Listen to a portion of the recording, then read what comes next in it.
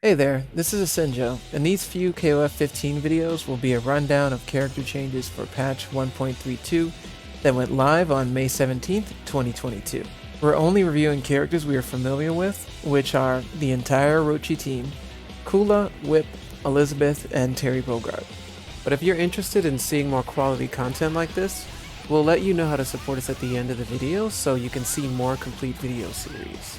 Some of this stuff will go over our head in these patch notes, but we'll try our best to discuss it anyway. Really excited about these changes, so let's get started. In this video, we're going to be checking out Chris's changes. First off, in a lot of these patch notes, you'll see overall frames used a good bit. According to a lovable frame nerd I know, aka Ferris Cindy, overall frames refers to the frames that make up an entire character action, including startup frames, active frames, and recovery frames. So if you see overall frames reduced in the patch notes, it usually means some combination of the following. The move is starting up quicker, the attack or motion is active for a shorter period of time, and or the recovery is shorter. With his close standing light punch, the knockback distance has been reduced. It doesn't seem like much at first, but when combined with the other changes to his light normals in this list, leads to more confirm options, making up for the universal crouching light kick damage nerf. With far standing heavy punch, the second hit is now cancelable by special moves and above, and the startup has been reduced on the second hit from 18 frames to 15. This gives you more follow-up options for far heavy punch, which can be helpful since pre-patch your only options were to confirm into super or quick cancel, which are both meter intensive. Close standing light kick got the same treatment as close standing light punch, getting a knockback distance reduction, making it easier to follow up with buttons and confirms, giving him more options to build up his damage. With crouching light punch, it feels like Chris got a little bit of a growth spurt in his arms. The attack startup has been reduced from 5 frames to 4, and the attack hitbox has been expanded forward. This button's gotten faster and a bit more reach. He's not slinging arms like Yashiro, but with this and other light button changes, his light button strings came out very strong. Chris's blowback can now be whiff cancelled. This was our favorite change. Allowing whiff cancels on this keeps Chris mobile with one of his farthest reaching attacks, giving you an incentive to throw this out more often. If an opponent tries to space you properly to jump in and punish, well, joke's on you, Chris isn't there anymore.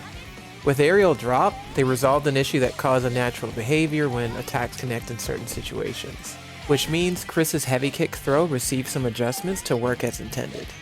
Now with EX shooting Dancer's Thrust, the second hit now causes hard knockdown. We lost the previous ambiguous cross-up setup, but gained much more reliable setup opportunities for safe jumps, cross-ups, and other shenanigans with the hard knockdown. EX direction change got a damage increase from 140 to 160.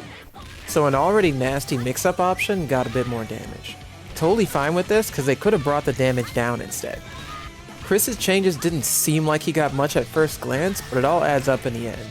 Changes to his light normals will move some Chris players away from the crouching light kick spam in favor of better light strings that can lead to more damage and better options to keep pressure on.